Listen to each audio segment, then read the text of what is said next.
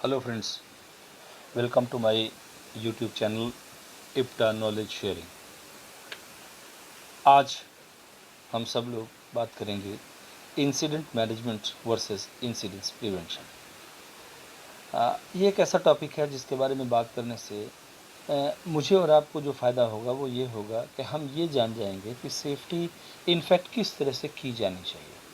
हम में से बहुत सारे लोग perception based safety, experience based safety तो करते हैं, लेकिन उन्हें ये नहीं पता होता या उन्हें कहीं न कहीं इसमें कन्फ्यूजन होता है कि इंसिडेंस मैनेजमेंट और इंसिडेंस प्रिवेंशन दो अलग-अलग चीज़ें हैं और इनमें बहुत बड़ा रोल इंसिडेंट प्रिवेंशन का है और इंसिडेंस मैनेजमेंट बहुत छोटा-सा रोल प्ले करता है।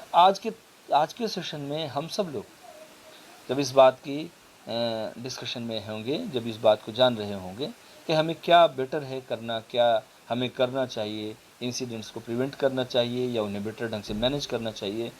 तो मैं आपसे ये कहूँगा कि आप दोनों नज़रियों पर गौर करें, लेकिन उसके बाद जब इस डिस्कशन के एंड में आप पाएँगे कि आप कुछ डिसाइड कर पाएँगे कि आपको क्या करना चाहिए इनफैक्ट, और फिर वहीं से हमारी शुरुआत होगी जब हम अगले सेशन में जाएँगे। जब हम अगले सेशन में अगले टॉपिक्स लेंगे तो यहीं से एक्सीडेंट प्रिवेंशन या इंसिडेंट मैनेजमेंट के हम टॉपिक को लेंगे और वो आपके मुताबिक होंगे। आगे बढ़ने से पहले मैं आपसे रिक्वेस्ट करूँगा कि इस चैनल को इप्टा नॉलेज शेयरिंग को सब्सक्राइब करें, शेयर करें, इस पर कमेंट अपने डालें, लाइक करें। आपको अच्छा लगता है तो आप बताएं, आपको कोई कमेंट है तो आप कमेंट बॉक्स में कमेंट करके बताएं, मगर मेरे साथ संवाद बनाए रखें, मेरे साथ अपनी बात करते रहें, सो दैट मुझे पता चलता रहे कि आपको क्या चाहिए। मैं अपने एक्सपीरियंस के बेसिस पर आपको शायद कुछ देता भी रहूँगा, बताता भी रहूँगा, लेकिन आपकी रिक्वायरमेंट के बेसिस पर अगर ये होता है तो ये आपके लिए ज़्यादा बेनिफिशियल होगा। चलिए आगे बढ़ते हैं।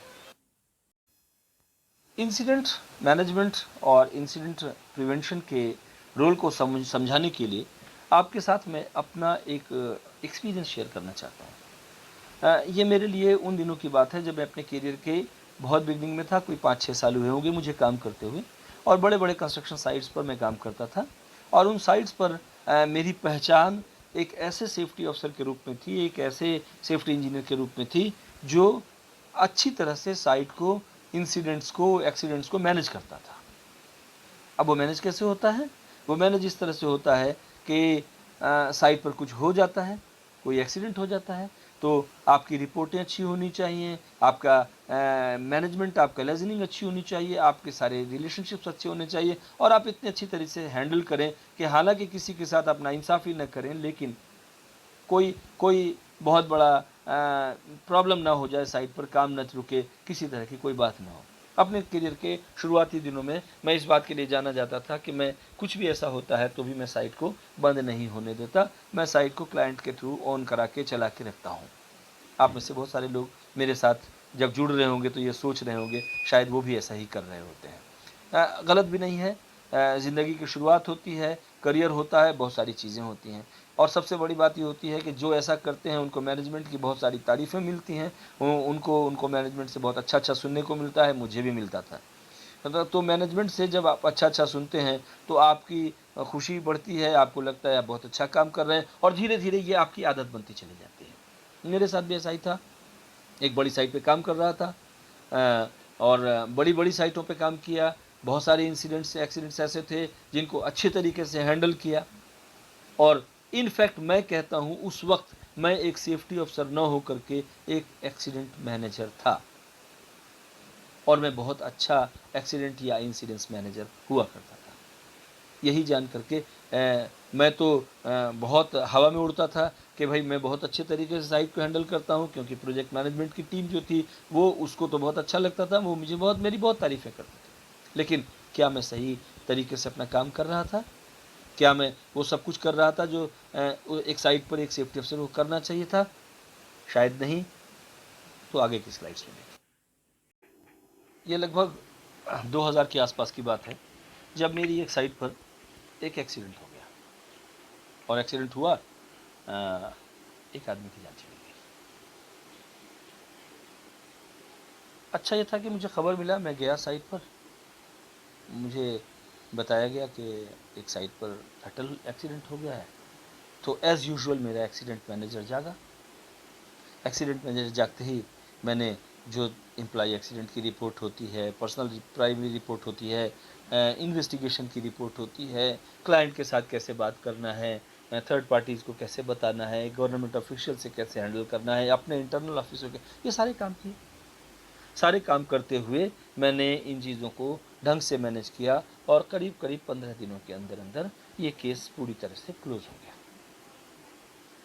इस केस के क्लोज़ होने से फिर वापस मुझे मैनेजमेंट की बहुत तारीफ़ें मिली कि आपने बहुत अच्छे तरीके से चीज़ों को हैंडल किया, आपने कोई इश्यूज़ नहीं आने दिए, आपने कोई प्रॉब्लम नहीं आने दिए और आप बहुत अच्छे सेफ्टी वाले हैं। मैं भी मानता था कि मैं एक बहुत अच्छा सेफ्टी वाला हूँ और मैं बहुत खुश था।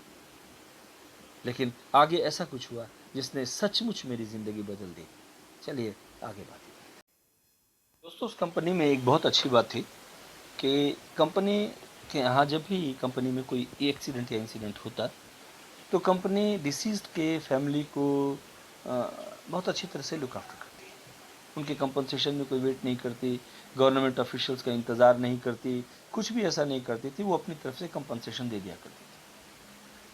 और इस बार ऐसा हुआ कि चूँकि चीज़ों को हैंडल करते-करते मैं भी एक्सपीरियंस्ड हो चुका था, तो ये रिस्पॉन्सिबिलिटी मुझे और मेरे प्रोजेक्ट मैनेजर को दी गई कि मैं जाऊँ और जा कर के उनके लिए ये कंपनसेशन का चेक उनकी फैमिली के हैंड ओवर करूँ। काफ़ी अच्छे अमाउंट का वो चेक था। मैंने वो चेक देखा, मैं बहुत खुश हुआ कि भई जेल चलता हूँ, अब जाऊँगा, एक तो काम हमने कर दिया, दूसरे काम में जब मैं चेक दूँगा फैमिली भी बहुत खुश होगी क्योंकि इतने सारे पैसे मिलेंगे। और मैं खुशी-खुशी प्रोजेक्ट मैनेजर के साथ अपने वो चेक देने चला गया। उस चेक को लेने के लिए उस आदमी की फैमिली से उसकी वाइफ और उसका एक छोटा-सा 3 या 4 साल का बच्चा आया था। चेक देने के वक़्त मैं जब उनसे मिला और जब मैंने उनके चेहरे देखे, तो मुझे कुछ समझ में नहीं आया कि मैं क्या कर रहा हूँ। उन चेहरों पर कहीं भी उस पैसे को पाने की खुशी नहीं थी। उन चेहरों पर कहीं भी ऐसा नहीं था कि उन्हें इस बात की खुशी थी कि वो पैसे उन्हें चाहिए थे, उन्हें पैसे मिल रहे हैं। रादर वो इस बात के लिए बहुत ज़्यादा परेशान थे, ख़ास तौर से वो छोटा-सा बच्चा 4 साल का, वो इस बात के लिए बहुत परेशान था कि उसके फ़ादर कहाँ हैं? वो कब आएँगे? उस औरत के चेहरे पर जो भाव मैंने देखे, मेरा दिल अंदर से धिक्कार गया। मेरे दिल ने कहा कि क्या मेरा यही काम था कि मैं एक एक्सीडेंट हो जाए, एक आदमी मर जाए और उसके बाद जाकर के उसकी फ़ैमिली को कंपनसेशन दिलवाऊँ या कंपनसेशन पहुँचाऊँ? मेरे दिल ने कहा नहीं, ये तो मेरा रोल ही नहीं था। मेरा रोल तो ये था कि मैं साइट ऐसा तैयार करूँ, जहाँ पर किसी आदमी को किसी तरह का कोई नुकसान ही न पहुँचे। कंपनसेशन तो दूर की बात है। वो परिवार तो इसमें खुश था कि उसका हस्बैंड उस औरत का हस्बैंड उसे कमा के पैसे कुछ भेज रहा था, वो अपनी ज़िंदगी खुशी से गुज़ार रही थी। क्या उसने ये सोच के अपने परिवार को भेजा था? क्या उसने सोच के अपने हस्बैंड को भेजा था कि वो मरेगा और मुझे कंपनसेशन मिलेगा? नहीं, उनके लिए तो वो पूरी दुनिया थी। उनके लिए तो वो पूरी दुनिया थी। मेरे लिए क्या था? मेरे लिए एक सब्जेक्ट। लेकिन उस औरत के चेहरे को देख कर के, उस बच्चे के रोने को देख कर के, उस बच्चे के अपने लिए बाप की तड़प को देख कर के मेरे अंदर एक ख़्याल आया, शायद अब तक जो मैं कर रहा था, वो गलत था। एक सेफ्टी अफ़सर का रोल ये नहीं होता कि वो एक्सीडेंट की रिपोर्ट्स बनाए, एक्सीडेंट की रिपोर्टिंग करे और मैनेजमेंट देखे और ये सारी चीज़ें करे। रादर एक सेफ्टी अफ़सर का रोल ये होता है कि वो हर वो कोशिश करे जिससे उसकी साइट सेफ हो सके।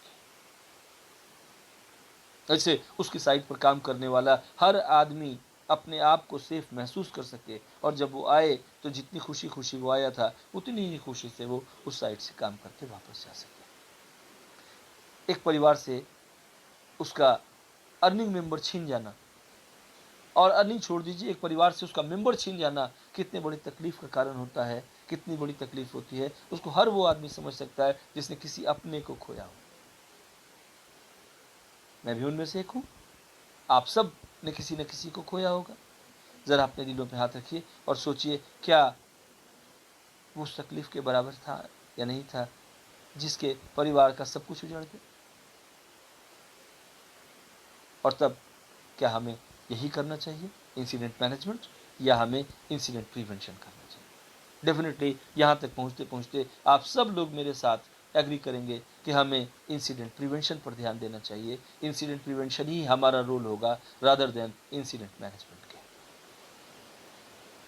इस बात को जब आप समझ जाएँ तो हम आगे की बात करते हैं। आप में से किसी को अगर मुझसे इस पर एग्रीमेंट ना हो कि इंसिडेंट प्रिवेंशन ही बेस्ट तरीका है सेफ्टी का, तो वो मुझे अपने कमेंट बॉक्स में ज़रूर लिखें, मैं उनके साथ पर्सनली बात करूँगा। आगे चलते हैं। दोस्तों, उस दिन के बाद जब मैं साइट पर वापस आया, तो मैंने एक बात की कसम खाई, अब मैं हर उस दिशा में काम करूँगा जहाँ से कोई एक्सीडेंट रोका जा सके, बचाया जा सके, किसी आदमी को होने वाले नुकसान से उसे सुरक्षित किया जा सके।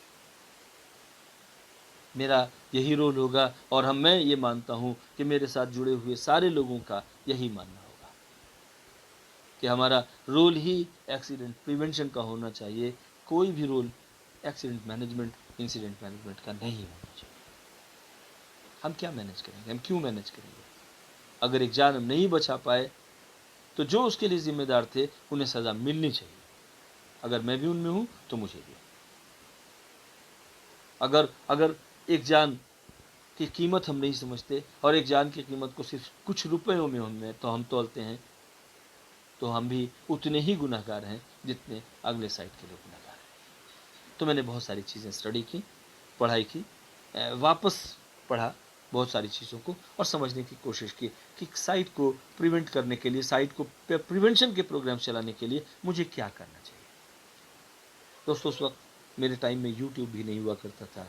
मेरे टाइम में ऐसे कोई पीयर ग्रुप भी नहीं होते थे जिनके साथ बात करके मैं कुछ समझ पाता या समझाया जाता। उस वक्त बना बनाया एक माइंडसेट साइट पर होता था। लोग समझते थे सेफ्टी वालों की एक ही ड्यूटी है, वो आएंगे साइट पर, लोगों को हेलमेट, जूता ये सब पहनाएंगे, उससे ज़्यादा का रोल नहीं उनका। अगर कुछ हो जाएगा तो फिर वो मैनेज करेंगे, बाकी हमारा काम है। और उस बीच में मैंने अपने आप को तैयार किया कि मैं आज से एक प्रिवेंटर बनूंगा, एक इन्फ्लुएंसर बनूंगा। मैं ऐसा इन्फ्लुएंस करूंगा लोगों को कि लोग खुद माने इस बात को कि तैयारी कैसे की जानी चाहिए, एक साइट को किस तरह से तैयार किया जाना चाहिए। दोस्तों, अगर आप ध्यान दें तो एक साइट जिस पर काम चल रहा होता है, बहुत तरह के खतरों से भरा होता है। आप सब लोग जानते होंगे अनसेफ एक्ट्स क्या होते हैं, अनसेफ कंडीशंस क्या होते हैं और उनके रिपरकशंस और कॉन्सिक्वेंसेस क्या होते हैं। लेकिन क्या कभी काम करते हुए हमने इस बात को इग्नोर करने की या लाइटली लेने की कोशिश की है कि कोई छोटा सा काम हो रहा हो, उसमें कुछ गलती हो रही तो हम ये सोचते हैं कि यार छोटा सा तो काम है, 2 मिनट में ख़त्म हो जाएगा। वो 2 मिनट ही आपके लिए बहुत भारी हो सकते हैं। इसीलिए मैं अगले स्टेप्स में जो बताऊंगा वो ये है कि आप अपने प्रिवेंशन प्रोग्राम को कैसे प्लान और इम्प्लीमेंट करेंगे। एक साइट पर काम करते हुए आपको एक पीरियड मिलेगा जिसे कहते हैं मोबिलाइजेशन का पीरियड। उस वक्त साइट पे आपके काम नहीं हो रहा होता है, तो ये प्री प्री कंस्ट्रक्शन टाइम है और इस टाइम में ही आपका सारा सारा एफर्ट्स लगना चाहिए। मोस्ट ऑफ द टाइम्स हम सेफ्टी वाले ये सोचते हैं अभी तो कोई काम नहीं चल रहा, हमें क्या करना है। हमें यही वो टाइम है जिस वक्त सब कुछ तैयार करना है। तो हम इस वक्त तैयार कर लेंगे किस बात की कि हमें क्या खतरे हैं और उन्हें हमें कैसे निपटना है। कहा जाता है किसी कंट्री की, किसी मुल्क की सेना उस वक्त सबसे ज़्यादा बिजी होना चाहिए जब पीस हो। वो क्या बिजी होनी चाहिए? उन्हें अपनी तैयारियां करनी चाहिए, एनालिसिस करना चाहिए, समझदारी बनानी चाहिए इस बात की कि अगले कंट्री से मुझे क्या चैलेंजेस मिलने वाले हैं। ठीक उसी तरह से एक एक्सीडेंट प्रिवेंशन के प्रोग्राम चलाने वाले सेफ्टी अफसर को अपने साइट के शुरुआत में जब काम नहीं चल रहा हो, तब उस वक्त पूरा ध्यान लगाना चाहिए कि इस साइट पर क्या क्या खतरे हो सकते हैं। सीन अनसीन दोनों खतरे। अवेलेबल और पोटेंशियल दोनों तरह के, फिजिकल, बायोलॉजिकल, केमिकल, किस तरह के खतरे हो सकते हैं, वो सारे खतरे, वो जितने खतरे समझ सकता है सारे। और वो मैं जानता हूं कि एक सेफ्टी अफसर अकेला वो सारे खतरे नहीं समझ सकता, तो उसे एक टीम के साथ बात करनी चाहिए, उसे अपनी टीम के साथ बात करना चाहिए, एक पूरी टीम बैठानी चाहिए, क्रॉस की सारे क्रॉस फंक्शंस की टीम बैठा देनी चाहिए, और उनके साथ बात करते हुए उसे ये समझाना चाहिए और समझना चाहिए कि इस साइट पर काम करते हुए क्या क्या हजार्ड्स हो सकते हैं, और उन सबको बिना किसी सोच के सबको लिस्ट डाउन करना चाहिए।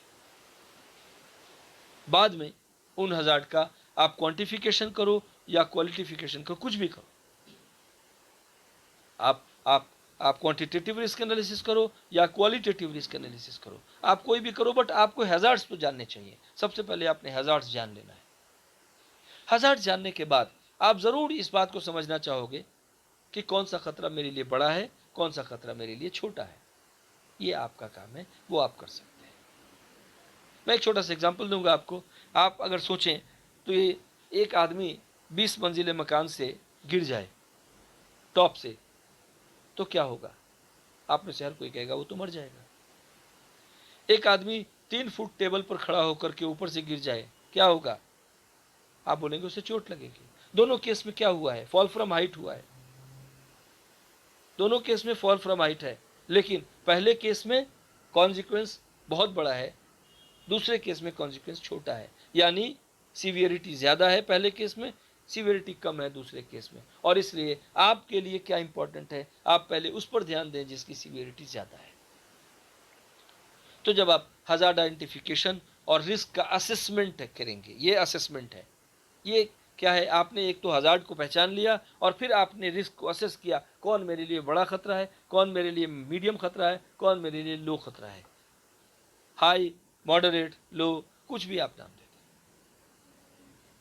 तो आपने जब पहचान लिया तो आपको पता चल गया ये मेरे लिए सबसे बड़े खतरे हैं, मुझे सबसे पहले इनको दूर करना है, उसके बाद मेरे पास ये खतरे हैं, इन्हें मुझे दूर करना है, और फिर सबसे लास्ट में जो मेरे लिए सबसे छोटे खतरे थे उनको मुझे दूर करना है। अगर मैं सारे खतरों के लिए अपने प्लान्स और प्रोग्राम्स को रेडी कर लूँ, अपने सारे खतरों को भाप समझते हुए, अंडरस्टैंड करते हुए, उन सारे खतरों के लिए मिटिगेशन प्लान, उनके एसओपीज या डॉक्यूमेंट्स तैयार कर लूँ, और फिर अपने वर्कफोर्स को, अपने लाइन मैनेजर्स को इसके मुताबिक ट्रेनिंग दूँ, तो आप पाएंगे कि मोस्ट ऑफ द टाइम आपका काम बहुत आसान हो गया है और आपकी साइट सेफ हो गई है। इस साइट की सेफ्टी आपने इसलिए बनाई है कि आपने पहले से तैयारी की हुई है। एक बात याद रखिए, किसी के घर में डाकू घुस जाए और वो बिल्कुल सोया हुआ हो, खड़ा हो, तो उसे कुछ पता नहीं चलेगा कि डाकू क्या करना चाहते थे, और वो डाकू जो चाहेंगे करके चले जाएंगे।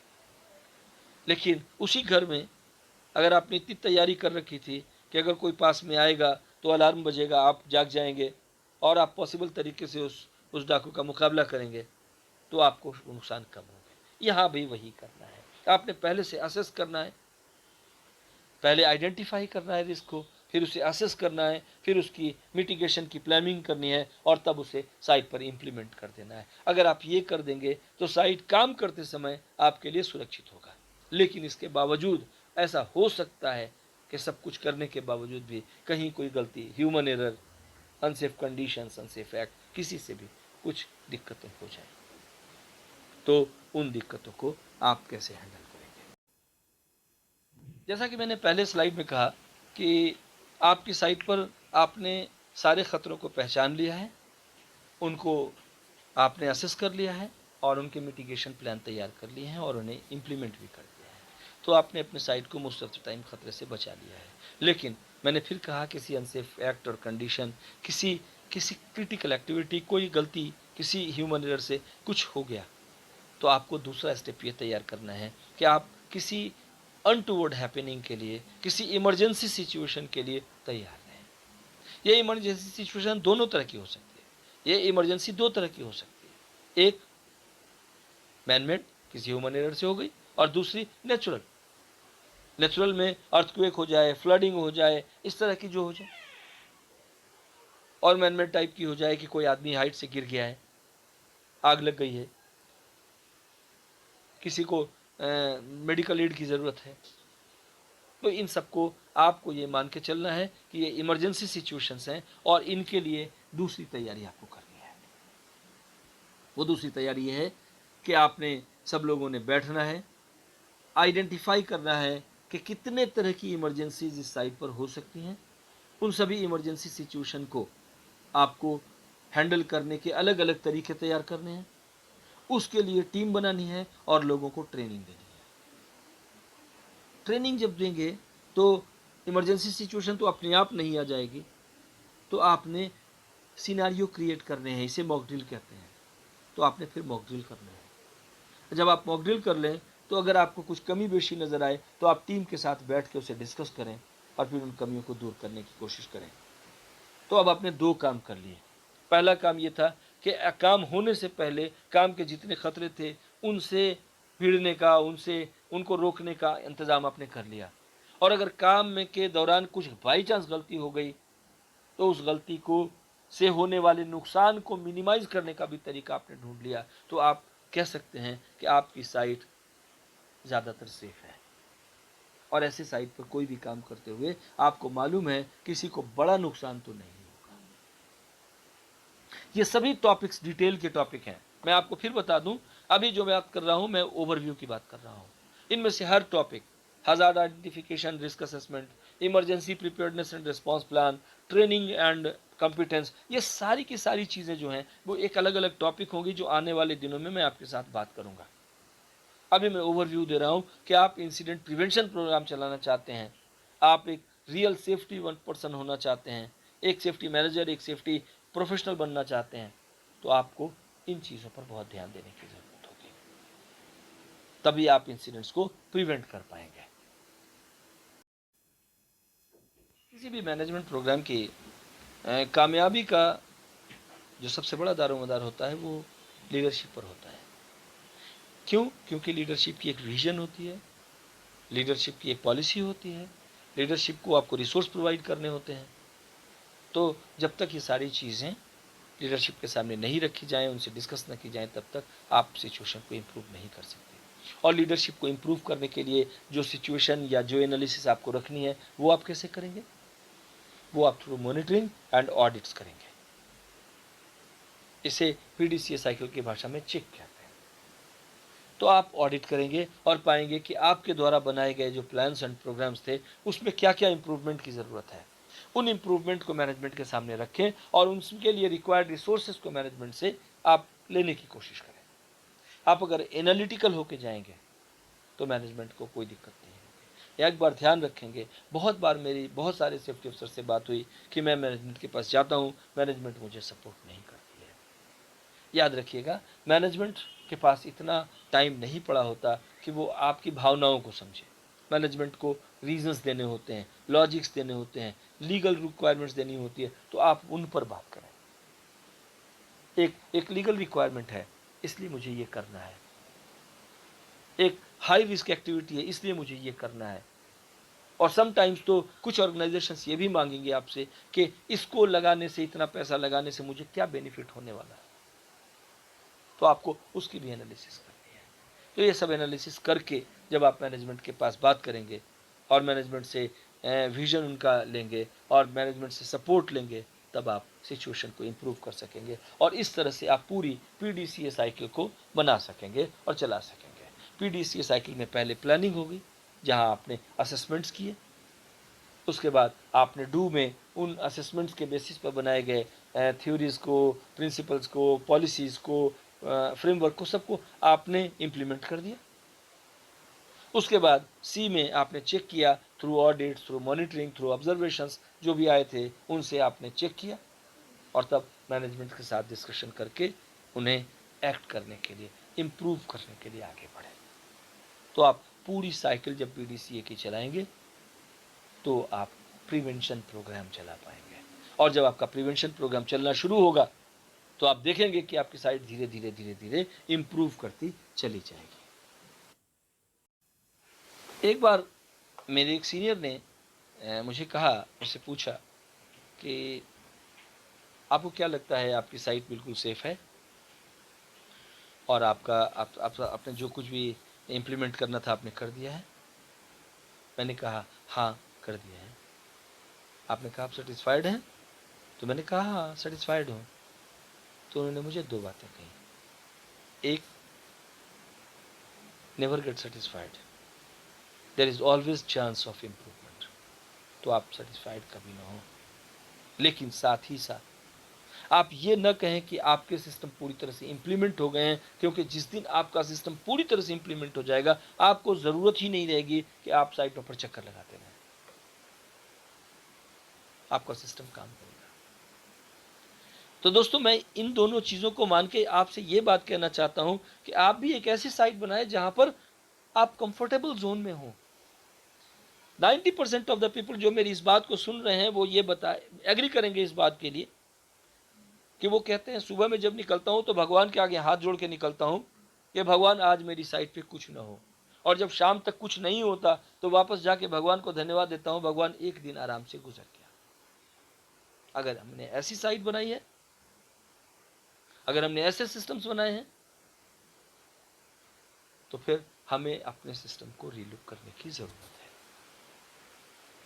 कृपया ध्यान दीजिएगा, एक अच्छी साइट, एक अच्छे सिस्टम वाली साइट, एक अच्छे फ्रेमवर्क वाली साइट, एक अच्छे इंप्लीमेंटेशन वाली साइट आपको खुद ब खुद इस बात का अंदाज़ा देगी, आपसे खुद ब खुद ये बोलेगी मैं एक सेफ साइट हूँ। आप उस साइट पर जाकर देखिए। अगर बैरिकेडिंग अच्छे से की गई हो तो किसी को क्यों डर लगेगा नीचे गिर जाने का, लेकिन बैरिकेडिंग नहीं ठीक की गई हो तो लोग डर डर के काम करेंगे। तो दोस्तों, हमें आने वाले दिनों में डिस्कशंस करके, बात करके अपनी साइट को सेफ बनाने के लिए, अपनी साइट पर कैसे प्रिवेंटिव प्रोग्राम चलाए जाएं, इनके लिए डिस्कशंस करना है, कुछ डिसाइड करना है और अपनी साइट्स पर डेफिनेटली कुछ चेंज लाना है, ताकि हम इन साइटों जैसी खूबसूरत, अच्छी और फुल्ली सेफ साइट बना सकें, जहां पर काम करने वाला हर आदमी आराम से ये कहे मैं सुरक्षित हूँ। दोस्तों, आज के सेशन में मेरी तरफ से बस इतना ही। अगले सेशन में जब मैं आऊँगा आपके साथ कुछ टेक्निकल बातें, कुछ एक्सपीरियंस शेयरिंग और साथ साथ साइट पर क्या करना है हमें, प्लान डू चेक एक्ट के मुताबिक हमें क्या क्या इम्प्लीमेंट करना है, कैसे इम्प्लीमेंट करना है, हमें किस डॉक्यूमेंट की ज़रूरत पड़ेगी, हमें हमें कौन से प्रोसेसेस की ज़रूरत पड़ेगी, हमें ट्रेनिंग किस तरह से देनी होगी, ये सारी चीज़ों पर हम बातें करेंगे। साथ ही साथ मैं आपके वर्कफोर्स के लिए एक अलग से सेक्शन शुरू करूँगा, एक अलग सेगमेंट शुरू करूँगा, जहाँ पर उन वर्कफोर्स को मैं डेली 2 या 3 मिनट का एक टूल बॉक्स टॉक शेयर करूँगा। आप उस टूल बॉक्स टॉक को अपने वर्कफोर्स को शेयर कीजिए, उन्हें प्रेरित कीजिए कि वो छुट्टी के टाइम में 2 या 3 मिनट में उस टूल बॉक्स टॉक को सुने, और हर दिन कोई एक नया टॉपिक लेके उस पर हम लोग टूल बॉक्स टॉक भी करेंगे। तो हम 2 फ्रंट्स पे काम करना शुरू करेंगे फ्रेंड्स। नंबर 1 हमारा फ्रंट ये है कि हम as professional, as line managers, as manager, as management हम इन चीज़ों को अलग तरीके से देखेंगे और कैसे इम्प्रूव करना है, साइट पर कैसे इम्प्रूव करना है, लीस्ट रिसोर्सेज में कैसे इम्प्रूव करना है, बेस्ट रिसोर्सेज का कैसे यूज़ करना है, ये सारी चीज़ें सीखेंगे। साथ ही साथ हम अपने वर्कफोर्स को, जो हमारी बिल्कुल down the bottom the line है, उसको भी अवेयर बना करके और धीरे धीरे एक अलग प्लेटफॉर्म पे ले आएंगे, जहाँ पर उनके अंदर अपने आप ही सुरक्षित काम करने का एक तरीका आ जाएगा। मेरी इस कोशिश में मेरा सपोर्ट आप इस वीडियो को शेयर करके, सब्सक्राइब करके, लाइक करके दे सकते हैं, और अगर आपको कुछ कमेंट करना हो तो आप कमेंट बॉक्स में बेशक कमेंट कीजिएगा। मैं अच्छे और बुरे हर तरह के कमेंट के लिए तैयार हूँ। मुझे ऐसा नहीं है कि मुझे सिर्फ अच्छे कमेंट चाहिए, आपके आपके क्रिटिसिज्म्स भी चाहिए, सो दैट मैं इम्प्रूव करूँ। मैं भी इस प्लेटफॉर्म पर नया हूँ और मुझे आपसे सीख के, आपकी ज़रूरतों को समझ करके सपोर्ट करने की ज़रूरत है। एक बार फिर से मेरी रिक्वेस्ट है कि नॉलेज शेयरिंग को सब्सक्राइब ज़रूर करें और इसे शेयर भी करें। Thank you very much. Next time मिलते हैं। Thank you. Bye bye.